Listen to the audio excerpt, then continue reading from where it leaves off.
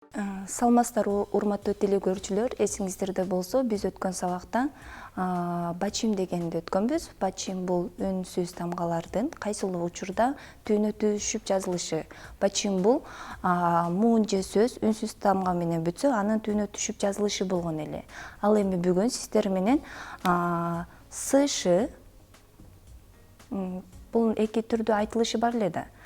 С жана ш булардын айтылыштарыны үйрөнөбүз. Эми ш кайсыл учурда ш болуп айтылат, Так, ш болуп айтылган учуру сдан кийин плюс кайсы тамга? И тамгасы.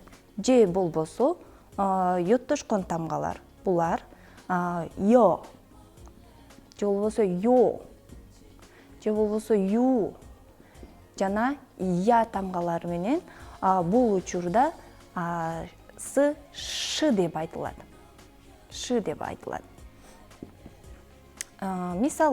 Мисалы бул учурда окуп көрөбүз. Сдан кийин и келди, и келсе, значит бул учурда ш. Кошуп айтсак ши. Ши анан ган. Шиган. Ал эми с болгон учурларыны калган учурда с деп эле айтылат. Мисалы с плюс бул учурда айтабыз бул учурда айтабыз са. Ал эми лыры бул жумшартылып айтылыш керек, бул л болуп калган учурда р. Кайсыл учурда эми л деп айтабыз? Л болгон учуру бул пачим. Пачим бул муун же сөз үнсүз тамга менен бүтсө, анын түйүнө түшүп калган учурда, ушул учурда биз эмне деп айтат экенбиз? Л деп айтабыз. Мисалы окуп көрөбүз. Му бул түйүнө түшкөн үчүн, муун сөз эмне менен бүттү? Л үнсүз менен бүттү, ошон үчүн түйүнө түшкөн үчүн бул учурда биз л деп айтабыз. Калган учурда р деп эле айтылат. Мисал үчүн окуйбуз ра. Бул учурда р. Ра, ди жана эмне болот? О мисалы. Радио деп эле айтылат. Эми бачим деп айтып кетсек, бачим бул бачим түйүнө түшкөн учурда, бачимдер кээ бирки учурда ошол эле боюнча жазылат дагы, качан айтканыбызда башкача болуп айтылып калат. Мисалы, буларды мондой кылып таблица кылып алсак болот. Тамгалар.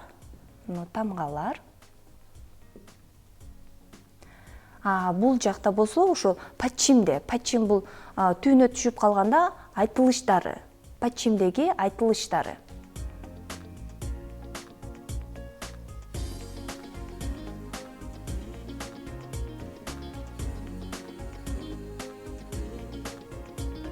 Айтылыштары. Мисал үчүн бул г, к жана к. Бул үч тамга пачимге түшкөндө бул үч тамга тең к деп айтылат. Ал эми н деген тамга бул эч кандай өзгөрүү жок, пачимге түшкөндө деле бул н эле деп айтылат. Ал эми м тамгасы дагы бачимге түшкөндө м эле болуп айтылат. Лыры тамгасы жана айтып кеткендей, ал бачимге түшкөндө бул кандай болуп айтылат экен? Л болуп айтылат, Так, ал эми бул б жана п тамгалары бул пачимге түшкөндө бул эки тамга тең, бул учурда п деп айтылат. Ал эми калган бул ң тамгасы калгандары мисалы сш, ж, ч, д, т жана с жана х бул жети тамга тең пачимге түшкөн учурда жети тамга баары т деп айтылат.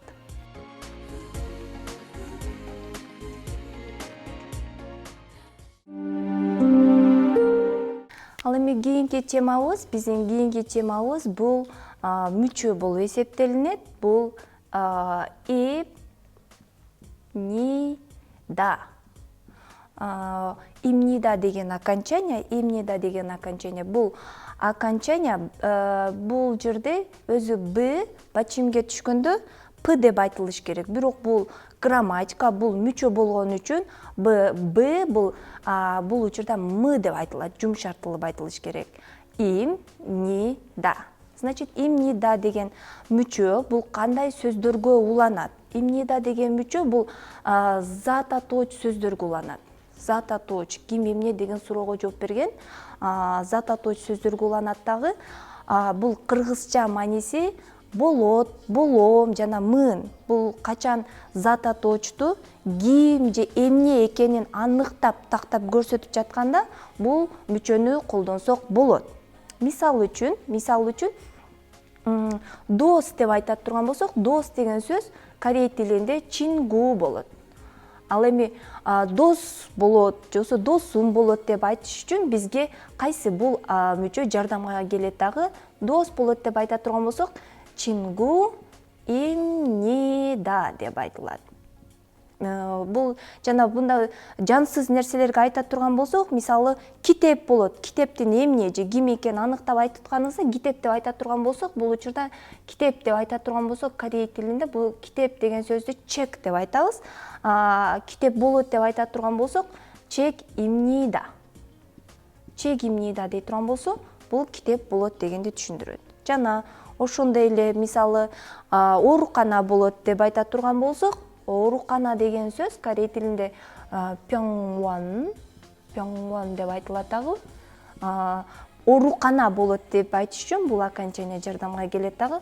Пёңвон имнида деп айтылат. Жана ушул эле учурда бул имнида деген мүчөнүн суроолуу түрү эми кандай болот?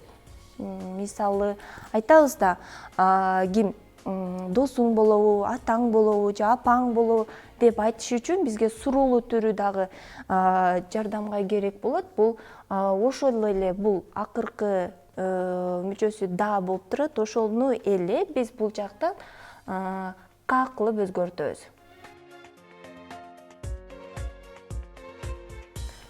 Мисалы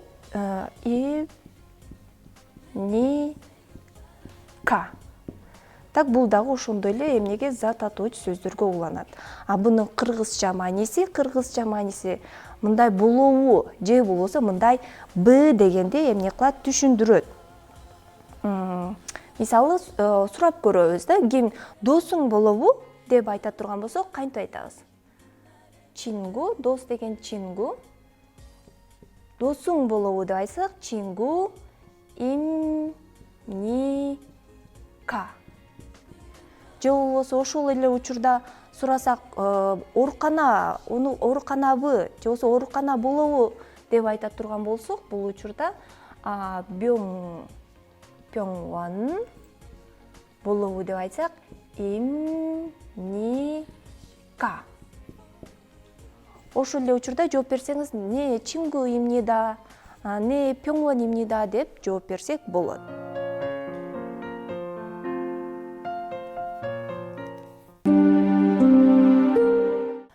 Биздин кийинки темабыз бул тил деп айтылат. Тил деген бул дагы эмнеге? Зат атооч сөздөргө уланат. Зат атооч сөздөргө уланат дагы. Бул көптүк түрдө колдонулат. Көптүк түрдө. Бул лар мүчөсү болуп эсептелинет дагы. Көптүк түр болот. Мисалы, эмне китеп деп айта турган болсок, ошондой эле. Чек десе китеп, бул бир эле жекелик түр болот дагы. Ал эми ушунун көптүк түрү чектил деп айтсак, бул учурда көптөрдү айтабыз. Китептер болуп калат. Мисалы, ошол эле дос деп айтсак, чингу. Ал эми достор деп айта турган болсок, ошол чингу деген сөзгө но дыл деген мүчөнү эмне кылабыз? Улап коебуз. Чингу дыл деп айтабыз. Ошондой эле мисалы үй деп айткан сөз бар. үй деп айтсак, мисалы жип. Ал эми үйлөр деп айтсак, буга кайсы мүчө жардамга келет экен? Дыл деген мүчө да. Жип, дыл. Ошол эле учурда эми буларды сүйлөм кылып айта турган болсок, мисалы китептер болот деп айтсак, биз мындан мурун түшүндүрүп өткөн имнида деген окончание бул учурда жардамга келет бизге. Китептер болот деп айтсак, мисалы чек дыл болот десек, кайсы окончание жардамга келет экен? Имнида. Ал эми кийинкисинде мисалы достор болот деп айтсак, кантип айтат экенбиз, Дос деген сөз чингу. Достор десек, дыл окончаниясы чингу дыл болот деп айтсак, кайсы окончание? Имнида. Ошол эле учурда сиздер эмнеге данын ордуна к мүчөсү менен суроо берсеңер дагы болот. Мисалы үчүн китептер болобу деп айтсак, чек дыл имника. Досторуң болобу деп сурасаңар, чингу дыл имника, же үйлөр болобу деп айта турган болсок, жиптил имника деп айтсак болот. Андан кийинки темабыз бул биздин до деген мүчөбүз. До деген мүчө, бул мүчө дагы зат атооч сөздөргө уланат. Зат атооч сөздөргө уланат. Бунун кыргызча мааниси дагы дегенди түшүндүрөт. Дагы дегенди. Мисалы, ким, мен дагы ким болом, студент болом деп айтсак, кантип айтабыз эми? Мен деген сөз корей тилинде бул на деп айтылат. Ал эми мен дагы деп айтсак, надо. Студент болом десе, де хаксең. Надо де хаксең болот десеңер, кантип айтат экенбиз? Имнида. Же болбосо айтабыз да, апам дагы врач болот деп айтсак, кантип айтабыз? Апа деп айтсак, бул апа деген сөз омони болот. Омони дагы деп айтсак, бул окончание жардамга келет дагы. Омони до. Врач деп айтсак, ыйса имнида деп айтылат. Ошол эле учурда, мисалы, сен дагы окуучусуңбу деп айтсаңар, кантип айтабыз да? Бул учурда ошол эле биз жана айтып өткөндөй, да мүчөсү бул учурда кага өзгөртсөңөр, бул суроолуу түрү болуп өзгөрүлөт. Мисалы, сен дагы студентсиңби деп айтып көрөбүз, Сен дагы десе, сен деген сөз бул но болот. Сен дагы десе нодо. Студентсиңби десек, 대학생 입니까? Если сиздер жооп бергениңиздерде, бул учурда не, оба, надо, мен дагы ким болом? 대학생 입니다 деп жооп берсеңер болот. Корей тили кызыксаңыздар аябай оңой. Аны үчүн сиздерден бир гана нерсе, сиздерден аракет гана талап кылынат. Эми бүгүн сиздер менен жана деген мүчөнү өтөбүз. Бул жана деген мүчө корей тилинде хаго деп айтылат. Хаго. Бул мүчө зат атооч сөздөргө уланат. Зат атооч сөздөргө уланат дагы. Бунун кыргызча мааниси жана деген байламта сөз болот. Же ошол эле учурда менен дегенди колдонсоңуздар дагы болот. Мисалы, биз айтабыз да, атам жана апам болот, же болбосо эжем жана сиңдим болот. Ошондой эле учурда ручка жана тетрадым бар деп айтыш үчүн сиздерге бул жана деген мүчөсү керек болот. Анда эмесе баштайбыз. Мисалы, атам жана апам болот деп айтсак, кандай болот? Ата деп айта турган болсок, корей тилинде бул ата деген сөздү абожи деп айтабыз. Ата жана деп айтсак, бул мүчө бизге жардамга келет. Абожи аго, апам болот деп айтсак, ким? Омони болот деп айтсак, имнида. Ошондой эле эмне деп айтсак, стол жана стул болот деп айтсак, стол деп айтсак, бул чексаң деп айтылат. чексаң, жана деп айтсак бул мүчө бизге жардамга келет. Чексаң агу. Стул бул ыйча деп айтылат. Ыйча имнида. Жана доска жана ручка жана карандаш деп айтсак, мисалы ручка десек болпен, жана десе агу, болпен агу, карандаш десек бул 연필 입니다 деп айтабыз. Ошол эле учурда суроолоо төрүнү ошол эле имнида деген мүчөнүн акыркы да деген мүчөсүнү кага айлантып койсок, бул суроолуу түр болот. Мисалы, атаң жана апаң болобу деп айтсак, абожи аго 어머니입니까? Ошол эле стол жана стул болобу деп айтсак, чексаң аго ыйча입니까? Ручка жана карандаш болобу деп айтсак, 볼пен аго 연필입니까? Бул акырындагы да деген мүчө эмнеге айланат экен? К деген суроолуу түргө өзгөртүлөт. Ушул менен биздин бүгүнкү сабактарыбыз бүттү. Кийинки сабактарда көрүшкөнгө чейин аман туруңуз.